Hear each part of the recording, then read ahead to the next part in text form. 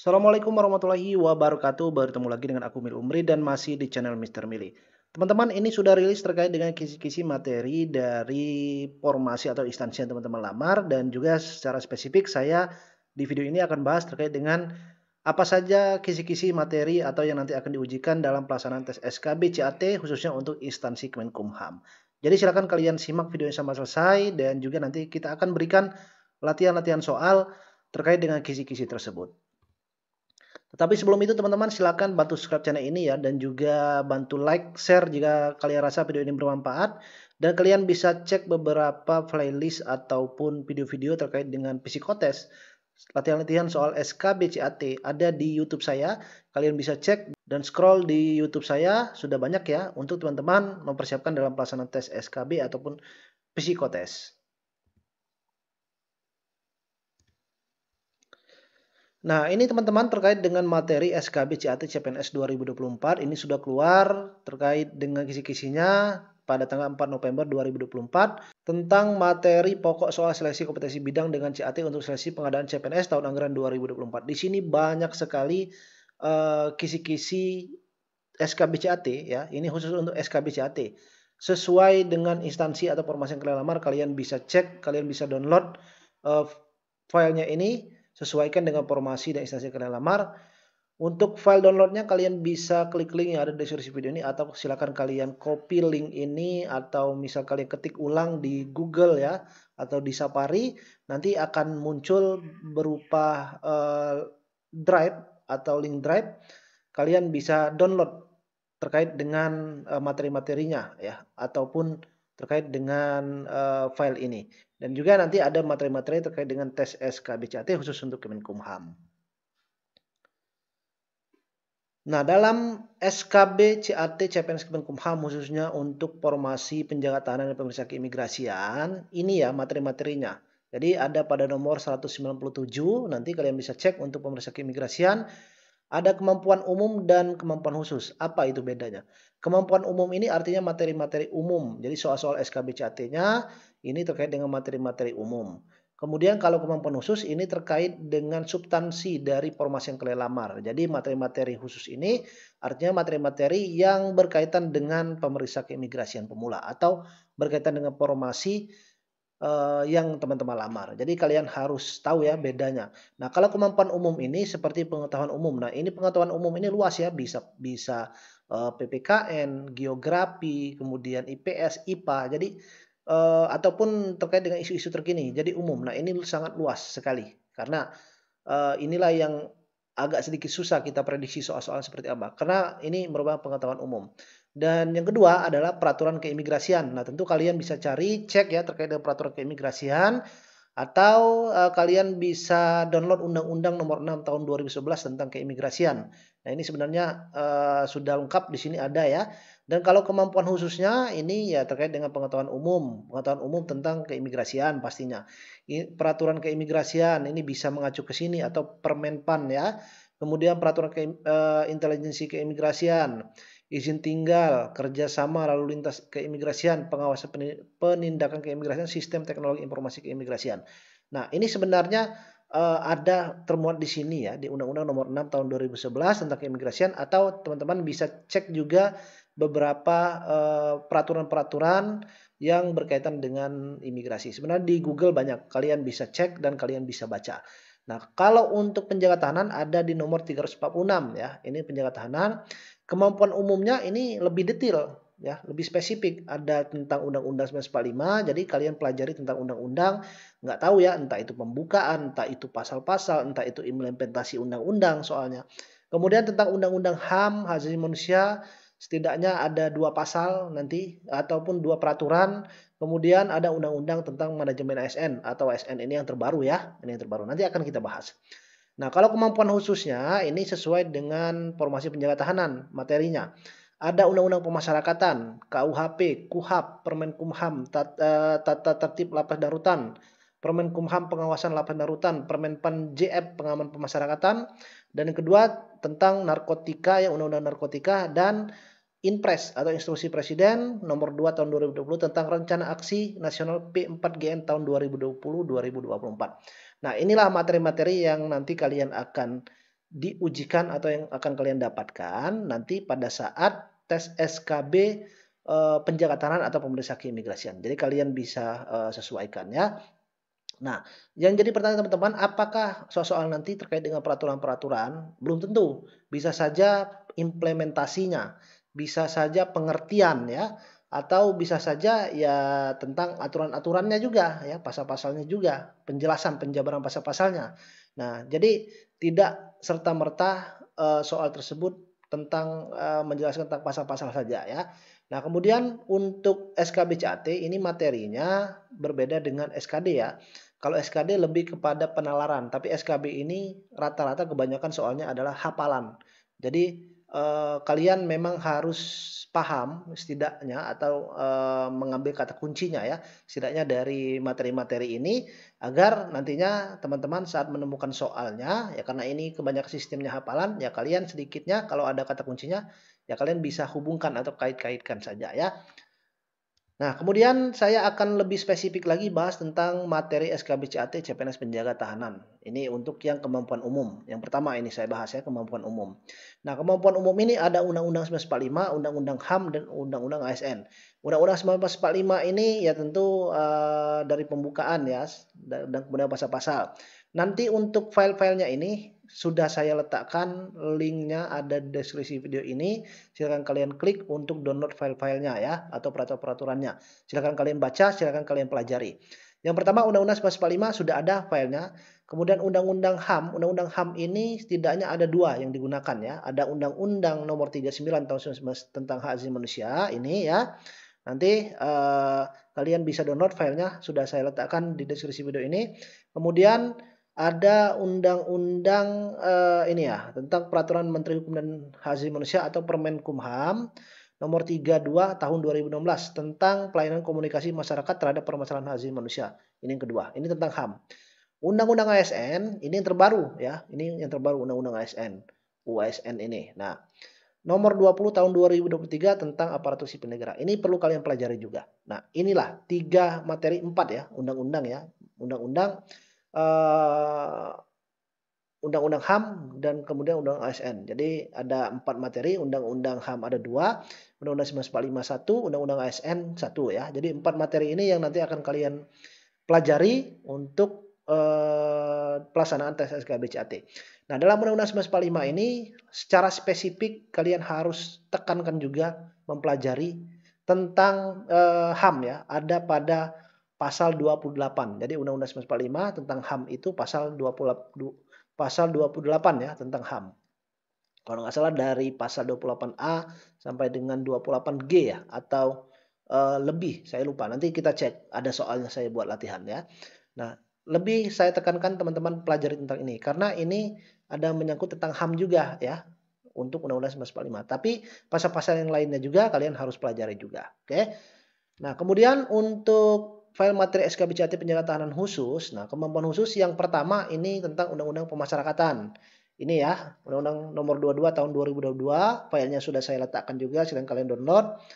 KUHP KUHAP ya. Ini KUHP Kitab Undang-Undang Hukum Pidana dan KUHAP Kitab Undang-Undang Hukum Acara Pidana. Memang agak panjang, tetapi kalian bisa rangkum nanti atau bisa kalian baca-baca sekali lewat ya.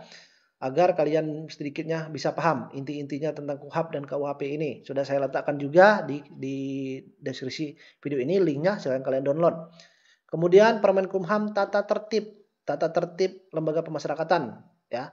Ini nomor 29 tahun 2017 tentang tata tertib lembaga pemasyarakatan atau rutan. Oke.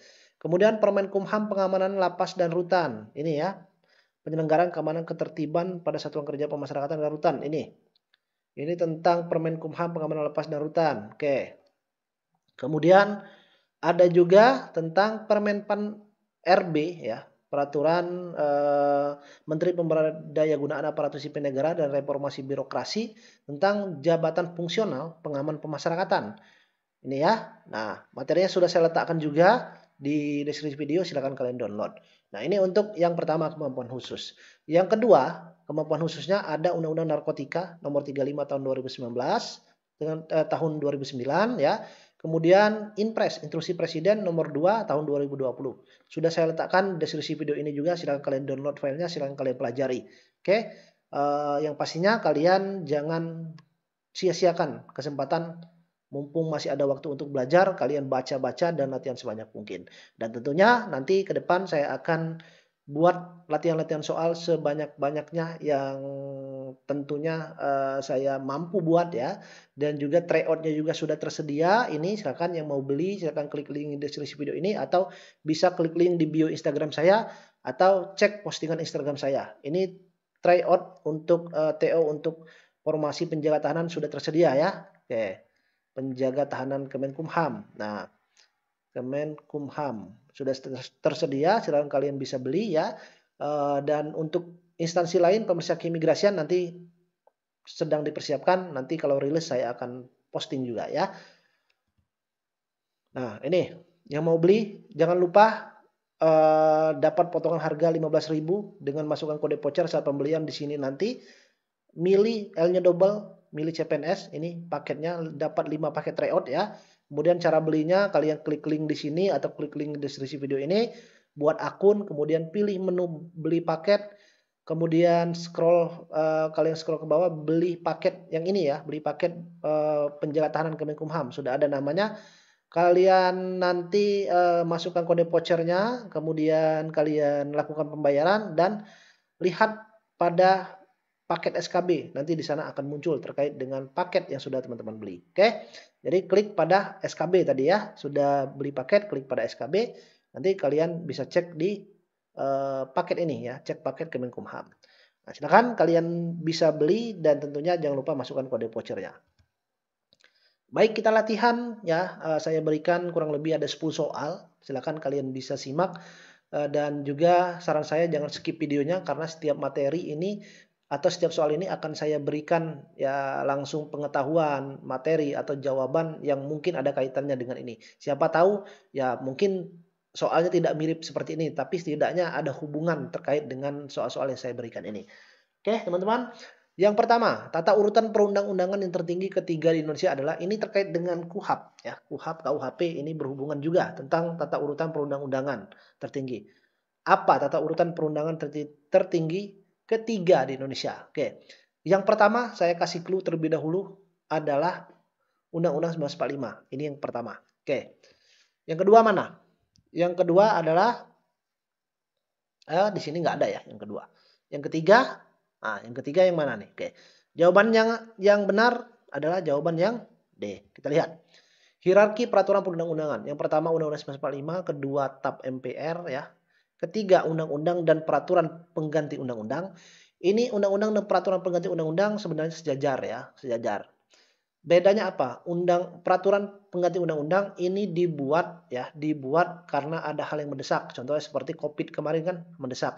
Tetapi ketika peraturan perundang-undangan ini tidak lagi didesak atau tidak lagi mendesak atau kondisinya sudah perlahan membaik, maka peraturan perundang-undangan harus ada dua pilihan. Dibuat jadi undang-undang atau dihapuskan. Oke, karena tidak diperlukan lagi. Nah, jadi Perpu ini nanti akan dibahas di DPR, pemerintah bersama DPR akan bahas Perpu ini misalnya tentang COVID. Nah, COVID tersebut kan sudah tidak ada lagi. Maka akan dibahas apakah undang-undang peraturan pengganti undang-undang tentang COVID misalnya itu akan dibuat ke dalam undang-undang, disahkan ke dalam undang-undang atau tidak diperlukan lagi dan dihapuskan. Nah, itu ya, karena itulah kenapa ini sejajar. Nah, ini nomor 3. Jadi jawabannya undang-undang ya. Kemudian peraturan perundang-undangan ini nomor 4, peraturan presiden nomor 5, peraturan daerah ya, baik provinsi atau daerah kabupaten kota ini nomor 6. Oke. Jadi yang nomor 3 ya, undang tertinggi nomor 3, 1 2 3 adalah undang-undang atau kalau misalnya ada peraturan pengganti undang-undang itu sama saja ya dengan undang-undang. Nomor 2, teknik pengawasan tahanan yang paling efektif untuk mencegah terbentuknya kelompok-kelompok di lembaga penahanan adalah ini terkait dengan bagaimana caranya untuk mencegah terjadinya terbentuknya kelompok-kelompok terhadap warga binaan. Karena warga binaan atau narapidana di lapas itu kan banyak ya. Nah, jangan sampai ada yang terjadi kelompok-kelompok atau gap ya atau golongan-golongan itu bagaimana? Pengawasan yang paling efektifnya. Pengawasan kamera 24 jam, oke bisa jadi ya. Pemisahan tahanan berdasarkan jenis kejahatan, ini bisa jadi juga ya. Rotasi sel secara berkala bisa jadi. Program rehabilitasi yang berkelanjutan, ini baik. Pembatasan interaksi dengan tahanan lain. Nah ini pembatasan interaksi ini sebenarnya agak sedikit ambigu karena tidak semua lapas ini bisa diterapkan ya. Kalau lapas ataupun lembaga penahanan ya yang maksimum mungkin bisa satu orang satu sel. Jadi ini sebenarnya secara logika saja ini kurang pas. Jadi antara empat ini yang mana yang paling efektif? Sebenarnya ini baik semua, tapi ada yang paling efektif agar tidak terjadi kelompok-kelompok di lembaga penahanan. Jawabannya adalah rotasi sel secara berkala. Kenapa? Karena teknik pengawasan yang efektif mencegah pembentukan kelompok-kelompok dalam lembaga penahanan karena agar tidak timbulnya hal-hal yang dapat mengancam keamanan dan ketertiban secara terorganisir. Karena kalau narapidana atau warga binaan tersebut di dalam satu sel yang sama, karena dalam satu sel tersebut ya di lembaga umum itu, lembaga penahanan kadang ada yang sampai 20 orang, 10 orang, tergantung luas ukuran selnya ya atau kamar huniannya. Jadi kalau mereka terlalu lama di dalam sel secara bersamaan, maka akan menimbulkan ya kenyamanan, rasa kekeluargaan dan tentunya menimbulkan apa ya hal-hal yang tidak diinginkan. Contohnya apa? Nanti terbentuknya kelompok-kelompok. Jadi dengan rotasi sel secara berkala yang tadinya yang ada di sel 1 misalnya kemudian dirombak menjadi ke sel 3 separuh, maka akan adanya bertemu dengan orang-orang yang baru dan pembentukan kelompok-kelompok ini akan bisa terorganisir ya atau setidaknya bisa dilakukan pengawasan yang lebih efektif. Jadi jawabannya adalah yang C. Nomor 3. Nah, Undang-Undang 1945 ya, ini materinya Undang-Undang 1945. Dalam Undang-Undang 1945 hasil amandemen pada pasal 22E ayat 2 menyebutkan pemilu dilaksanakan untuk memilih. Oke. Tentang pemilu dan juga ini materi undang-undang tidak harus tentang HAM ya, tapi tentang yang lainnya juga bisa. Jadi silakan kalian pelajari tentang materi undang-undang ini. A. Presiden DPR, DPR, MPR ini DPD seharusnya DPD, MPR, oke. MPR, DPR, DPD, Presiden DPR, DPD, DPRD, DPR, DPD, DPRD, Presiden DPR, DPD dan MPR. Mana jawaban yang benar menurut Undang-Undang 1945 pasal 22E ayat 2? Jawabannya adalah yang C ya.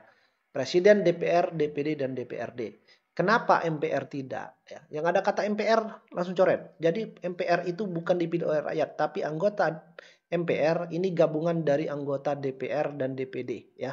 DPR RI ya, DPR RI dan DPD. Ini dua ini melalui pemilihan umum dan kemudian yang terpilih secara otomatis akan menjadi anggota MPR. Oke, itu paham ya? Jangan sampai teman-teman lupakan untuk siapa yang menjadi anggota MPR itu. Nah, pada pasal 22 Undang-Undang 1945 mengatur tentang pemilihan umum pada ayat 2 ya. Bahwa pemilihan umum diselenggarakan untuk memilih anggota DPR, DPD, Presiden dan Wakil serta DPRD. Nah, ya Presiden, DPR, DPD dan DPRD. Jadi jawabannya adalah yang C. Soal nomor 4, pada tanggal berapa hak asasi manusia diperingati setiap tahun? Ini soalnya kebanyakan hafalan ya. Jadi soalnya hafalan. Tapi kalau teman-teman tidak tahu jawaban ini maka akan kebingungan. Oke, kadang kita tidak asing hak asasi manusia, tapi harinya ya, hari peringatan hak asasi manusia itu tanggal berapa kita nggak tahu kebanyakan. Nah, jadi jawabannya adalah yang B, 10 Desember ya. Hari HAM diperingati setiap tanggal 10 Desember setiap tahunnya. Hal tersebut merujuk pada Deklarasi Universal HAM yang diadopsi oleh PBB pada 10 Desember 1945. Atau misalnya kalau ada pertanyaan nantinya, apa yang menyebabkan hari HAM misalnya? Apa yang menyebabkan tanggal 10 Desember dijadikan hari HAM setiap tahunnya? Nah, ini jawabannya ya. Jadi seperti itu kalau ketemu tentang peringatan hari HAM ini. Soal nomor 5, apa yang dimaksud dengan hak asasi manusia? Nah, ini hak asasi manusia. Kita sering sebut juga hak asasi manusia, HAM ya. Tapi pengertiannya apa? Ya, nah, kita harus paham juga, harus tahu. Hak yang diberikan oleh negara kepada seorang, hak-hak yang diberikan kepada seorang kepada pemerintah, hak yang ada pada manusia sejak lahir, hak-hak milik masyarakat yang dijamin oleh negara, hak-hak kebebasan yang diberikan oleh PBB. Oke. Perserikatan Bangsa-Bangsa ya. Jadi jawabannya nomor 5 ini yang mana? Kita lihat. Apa itu HAM? Menurut Undang-Undang Nomor 39 Tahun 1999 tentang HAM, nah ini ada di Undang-Undang tentang HAM tadi ya, ada. Silakan kalian baca. HAM adalah seperangkat hak dasar yang melekat pada diri manusia yang dianugerahkan kepada setiap manusia sebagai makhluk Tuhan yang Maha Esa sejak lahir tanpa memandang ras, suku, agama, atau lainnya. Seperti hak hidup atau hak kebebasan dan hak lainnya. Jadi dari pengertian ini yang paling pas, yang mana? Adalah yang C, hak-hak yang ada pada manusia sejak lahir. Karena di sini hak dasar yang melekat pada diri manusia. Nah, yang dianugerahkan oleh Tuhan. Berarti hak yang sudah ada, ya, sudah melekat. Nah, berarti hak yang melekat itu adalah hak yang dari lahir atau sejak lahir. Nah, itu ya kata kuncinya. Kalau misal ketemu soal tentang pengertian HAM itu apa atau berkaitan dengan HAM, haknya itu yang ada pada manusia, pada diri kita sejak lahir, ya, hak yang melekat pada diri kita. Jadi jawabannya adalah yang C. 6. Apa yang dimaksud dengan rehabilitasi pada sistem peradilan pidana yang diatur dalam KUHP? Oke, KUHP ya. Ini KUHP atau KUHAP. Oke, KUHAP ya. Nah, rehabilitasi. Apa itu rehabilitasi? Ya. Ingat, kalau rehab ya, kita ingat saja kata rehab. Kata rehab adalah kita dipulihkan. Nah, itu kalau rehab itu berhubungan dengan pemulihan. Nah, berarti yang di sini yang mana yang pas? Semua proses yang dijalani oleh narapidana dalam persidangan. Ini bukan, tidak ada kata pemulihan. Pemberian sanksi terhadap pelaku tindak pidana. Yes, sanksi bukan ya. Upaya pemulihan kondisi fisik dan mental narapidana. Nah, ini bisa jadi tindak penyidikan terhadap pelaku tindak pidana. Ini bukan proses penyelesaian perkara di pengadilan. Ini juga bukan. Jadi kalau ada kata rehab, rehabilitasi, rehab, ya itu tentang pemulihan. Ya. Jadi ingat teman-teman itu kata kuncinya. Kita lihat. Rehabilitasi dalam pidana adalah hak seseorang untuk mendapatkan pemulihan haknya yang diberikan pada tingkat penyidikan, penuntutan atau peradilan jika seseorang ditangkap, dituntut, ditahan, dan diadili tanpa alasan yang benar berdasarkan undang-undang atau terdapat kekeliruan dalam prosesnya. Alasan untuk meminta rehabilitasi diatur dalam pasal 79 KUHP. Teman-teman silakan bisa baca. Jadi kalau rehabilitasi ini pada intinya adalah jika seseorang ditangkap, dituntut, ditahan ya, tidak berdasarkan undang-undang yang tepat atau terdapat keliruan dalam prosesnya, dalam proses ditangkapnya, dituntut, ditahan. Nah, hal tersebut kemudian harus direhabilitasi atau dipulihkan haknya. Karena kenapa? Kalau tidak dipulihkan maka akan menimbulkan rasa malu dan tentu akan berhubungan dengan penyalahgunaan ataupun bertentangan dengan hak asasi manusia. Jadi mereka tetap memiliki haknya apa?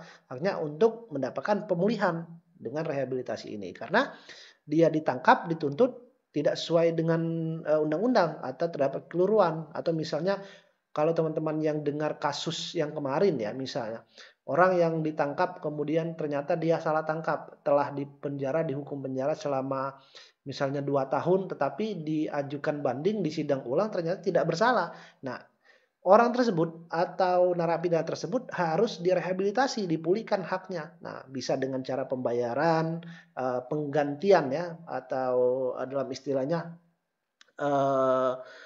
penggantian dengan sejumlah uang ya untuk memulihkan haknya. Itu bisa. Jadi tergantung dengan putusan dari pengadilan nantinya.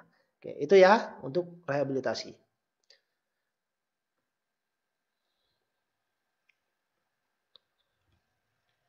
Soal nomor 7, di bawah ini yang bukan merupakan fungsi ASN. Nah, Undang-Undang ASN, ingat.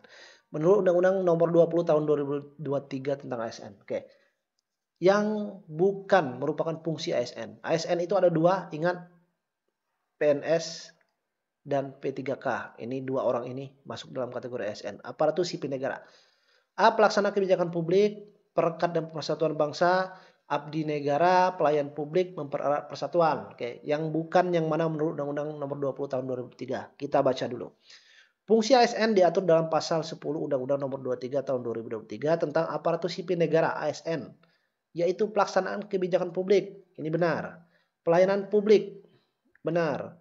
Perekat dan pemersatu bangsa. Benar. Nah, ada dua nih. Ya, jadi dua ini bisa kita lihat ya. Mempererat persatuan. Mempererat persatuan sama saja dengan perekat pemersatu ya. Jadi kurang lebih ini sama maknanya. Nah, jadi yang bukan ini adalah yang C, abdi negara. Jadi teman-teman harus dibaca juga terkait dengan Undang-Undang ASN ini. Sedikit ya, kalau nggak salah ada sekitar berapa ya, 23 atau berapa lembar halaman undang-undang tersebut. Nanti silahkan kalian baca, filenya silahkan kalian download di kolom komentar ataupun di deskripsi video ini ya, atau nanti saya letakkan di sematan kolom komentar, bisa teman-teman download juga nanti ya. Nomor 8, jerat pidana maksimal bagi pembuat dan pengedar narkoba adalah Undang-Undang Narkotika. Nah, ini ya, Undang-Undang Narkotika. Jerat pidana maksimal bagi pembuat dan pengedar narkoba. A 10 tahun. Maksimal ya. 10 tahun dan denda minimal 1 miliar. 10 tahun denda minimal 10 miliar. 20 tahun denda minimal 1 miliar. 20 tahun denda minimal. Ini bukan minimal ya, tapi maksimal. Ini saya buat. Maksimal ya. Ini maksimal. 15 tahun dengan denda maksimal 1 miliar. Nah, yang mana kira-kira jawabannya? Kita lihat. Pada pasal 14 ayat 1 dan 2 Undang-Undang Narkotika nomor 35 tahun 2009 tentang narkotika dijelaskan bahwa penjual, pembeli, perantara dapat terancam pidana paling singkat 5 tahun, paling lama 20 tahun. Yang mana 20 tahun? Ada 2 ya. Nih, berarti yang ini bukan. Dengan pidana denda minimal 1 miliar dan maksimal 10 miliar. Nah, cari yang 10 miliar kan maksimal tadi ya. Jawabannya adalah yang D, 20 tahun dan denda maksimal 10 miliar. Jadi hukuman paling lama 20 tahun dan denda maksimal ini 10 miliar ya. Jawabannya adalah yang D. Nah, jadi kalau soal SKB itu seperti ini kebanyakan ya. Jadi memang tidak disebutkan langsung misalnya pasal-pasalnya ya, tetapi ada juga yang bentuknya seperti ini. Tetapi tetap berkaitan dengan pasalnya. Nah, ini bentuk soal-soal dalam SKB CAT. 9. Apa yang dimaksud dengan narkotika? Sering kita sebut narkotika, psikotropika, zat aktif, zat adiktif ya. Nah, itu apa? Yang ditanya di sini adalah narkotika. Bahan berbahaya berupa nikotin, alkohol, dan inhalasi atau solvent. Zat atau obat baik alamiah yang berkhasiat psikoaktif, berpengaruh selektif pada susunan saraf pusat dan menyebabkan perubahan pada perilaku mental yang bisa mengakibatkan kecanduan. Zat atau obat yang dapat membuat ketergantungan. Zat atau obat yang berasal dari tanaman atau bukan tanaman baik sintetis atau bukan sintetis yang dapat menyebabkan penurunan atau perubahan kesadaran atau pengulangan rasa atau mengurangi rasa nyeri. Bahan berbahaya yang bukan termasuk narkotika dan psikotropika namun berpengaruh pada kerja otak. Bahan berbahaya yang bukan termasuk narkotika dan psikotropika. Jelas narkotika ini termasuk ya. Jadi jawaban ini jelas salah. Antara keempat ini jawabannya yang mana? Kita lihat. Pasal 1 Undang-Undang nomor 35 tahun 2009 tentang narkotika adalah zat atau obat yang berasal dari tanaman atau bukan tanaman baik sintesis atau bukan sintesis yang dapat menyebabkan penurunan atau perubahan kesadaran atau mengulangkan rasa atau mengurangi rasa nyeri dan dapat menumbuhkan ketergantungan yang dibedakan ke dalam beberapa golongan. Ada golongan 1, golongan 2, golongan 3 ya. Nanti kalian bisa baca di Undang-Undang Narkotika nomor 35 tahun 2009. Sini lengkap, silakan kalian baca. Jadi jawabannya menurut pasal 1 ini jawaban yang pas adalah jawaban yang D. Ini ya jawabannya. Jadi narkotika itu zat atau obat kata kuncinya yang berasal dari tanaman atau bukan tanaman. Nah, ini saja kalian perlu ingat ya. Dan tentunya nanti bisa menyebabkan ketergantungan misalnya atau perubahan kesadaran, penurunan ya. Nah, itu untuk pengertian dari narkotika ini. Nomor 10, soal terakhir, apabila terjadi situasi kritis terhadap narapidana seperti percobaan pelarian, taktik yang paling efektif dilakukan pada lembaga pemasyarakatan adalah apabila terjadi, kita harus analisa apabila situasi kritis, terjadi situasi ya terhadap narapidana seperti percobaan pelarian. Ini percobaan pelarian, berarti belum terjadinya pelarian, baru percobaan. Ya, taktik yang paling efektif dilakukan adalah menambahkan personil pengamanan, bisa jadi negosiasi dengan tahanan yang melarikan diri. Yang melarikan diri, dia kan belum melarikan diri di sini, baru percobaan. Ini bukan ya, menggunakan teknologi untuk pelacakan lokasi. Ini kan dia belum dilakukan pelarian dirinya, baru percobaan. Dari sini salah. Lockdown fasilitas penahanan bisa jadi pengejaran oleh tim khusus. Ini belum lari dia, baru percobaan. Jawabannya antara A dan D. Jawaban yang benar adalah yang mana nih? Coba. Jadi taktik yang paling efektif. Deh. Jawabannya adalah lockdown fasilitas penahanan. Kenapa? Eh, Tindakan lockdown ini tujuannya untuk membatasi pergerakan, mencegah eskalasi situasi atau terjadinya hal yang lebih besar lagi ya, dan memberikan waktu untuk mengambil respons serta langkah yang tepat. Nah ini, jadi kalau ada narapidana atau warga binaan yang mencoba melakukan percobaan pelarian diri, tapi belum lari ya, baru mau mencoba pelarian. Jadi tindakan yang paling efektif itu apa? Lockdown semua fasilitas kesehatan, semua kamar hunian dikunci, sel dikunci semuanya, agar tidak terjadinya hal-hal yang akan menimbulkan dampak yang lebih besar lagi ya. Contohnya nanti akan terjadinya takutnya terjadi kerusuhan ya, kemudian tentunya mencegah hal-hal yang bisa lebih besar lagi, dan tentunya dengan ada lockdown ini memberikan waktu bagi petugas untuk mengambil respon serta langkah yang tepat dengan terjadinya percobaan pelarian ini. Nah, jadi yang paling efektif taktiknya adalah mengunci semua sel atau lockdown fasilitas penahanan ya. Oke, jadi teman-teman 10 soal dulu saya berikan, dan materi-materi tadi silakan undang-undang tadi sudah saya letakkan di deskripsi video ini atau di komentar yang sudah saya sematkan. Silakan kalian bisa pelajari, baca, dan nantikan video-video berikutnya, atau kalian bisa cek ya video-video yang sudah saya buat tentang SKB CAT, psikotes ya, pemeriksa keimigrasian, penjahatan, atau nanti saya akan buatkan video-video tentang instansi lainnya juga. Nah, untuk teman-teman yang ingin try out tadi bimbel SKB CAT psikotes, bisa klik link deskripsi video ini, atau bisa juga kalian cek di YouTube saya, di Instagram saya ya, di postingan atau di story Instagram saya. Terima kasih teman-teman sudah belajar bersama saya sampai sejauh ini, dan juga terima kasih juga telah mendukung, mensupport ya. Untuk teman-teman yang mungkin baru gabung, baru melihat channel ini, bantu subscribe-nya, bantu dukung channel ini agar channel ini terus berkembang, memberikan manfaat kepada teman-teman semuanya. Bantu share video-video saya jika teman-teman merasa bermanfaat. Terima kasih sekali lagi. Saya Heri. Wassalamualaikum warahmatullahi wabarakatuh.